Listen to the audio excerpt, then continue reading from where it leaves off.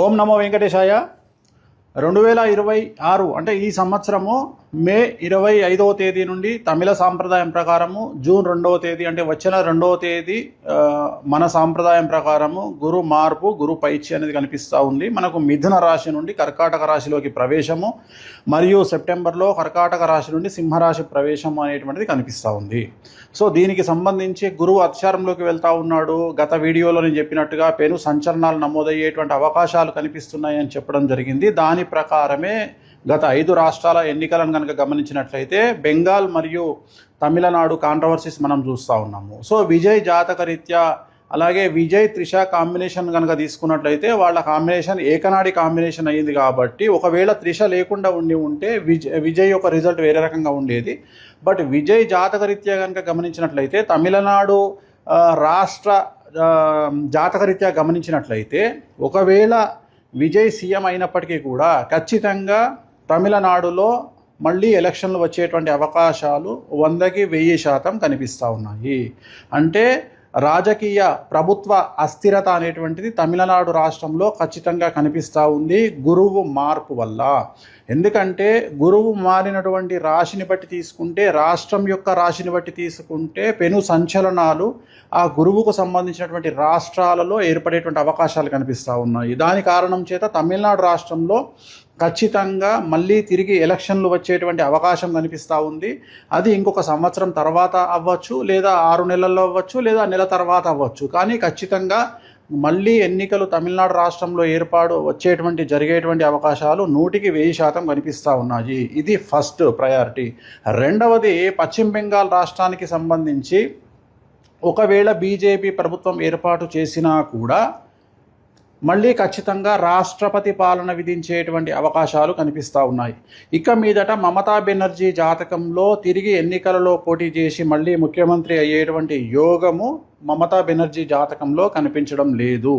కానీ బెంగాల్ జాతకంలో, పశ్చిమ బెంగాల్ జాతకంలో, రాష్ట్ర జాతకంలో ఖచ్చితంగా మళ్ళీ ఈ ఎన్నికల్లో గెలిచినటువంటి పార్టీ అంటే బీజేపీ పార్టీ ప్రభుత్వాన్ని ఏర్పాటు చేసినా కూడా ఖచ్చితంగా రాబోయే సంవత్సరంన్నరలో ఖచ్చితంగా రాష్ట్రపతి పాలన విధించేటువంటి అవకాశాలు కనిపిస్తూ ఉన్నాయి.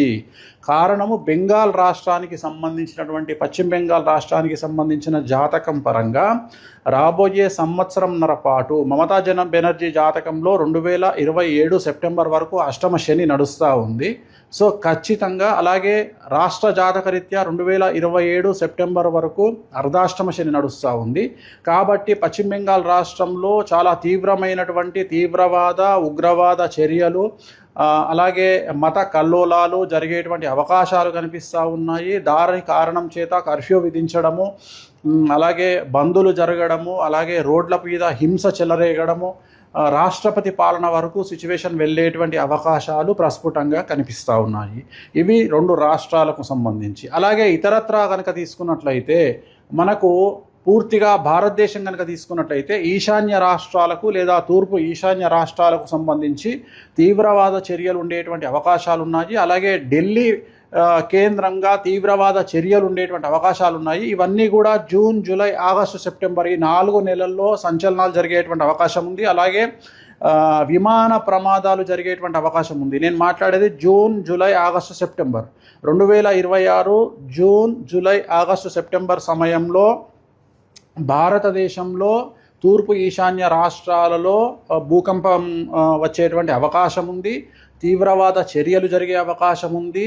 అలాగే విమాన ప్రమాదాలు జరిగే అవకాశం ఉంది. అలాగే చాలా ఎక్కువగా జనసాంద్రత కలిగినటువంటి ప్రాంతాల్లో తీవ్రవాద చర్యలు జరిగేటువంటి అవకాశాలు కనిపిస్తూ ఉన్నాయి.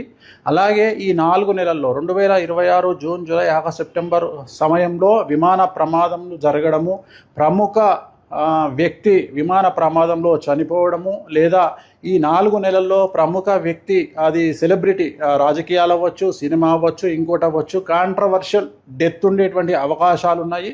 సో ఇవన్నీ కూడా ఈ సందర్భంగా ప్రత్యేకించి జరిగేటువంటి అవకాశాలు ఈ ప్రత్యేకమైనటువంటి జూన్, జూలై, ఆగస్టు, సెప్టెంబర్ 2026 సంవత్సరంలో ఈ 4 నెలల్లో జరిగేటువంటి అవకాశాలు ఉన్నాయి. అలాగే తెలంగాణ రాష్ట్రంలో రాజకీయ సంచలనాలు లేదా తెలంగాణ రాష్ట్రంలో ప్రముఖులు జైలు పాలవ్వడము లాంటి సంఘటనలు కూడా ఈ 4 నెలల్లో గోచరిస్తూ ఉన్నాయి.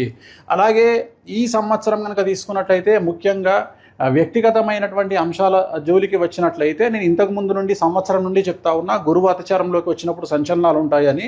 సో ADCMSLI అనేటువంటి లెటర్లతో ఉండేటువంటి వాళ్లకు సమస్యలు ఉండబోతా ఉన్నాయి, ఇంక్లూడింగ్ T.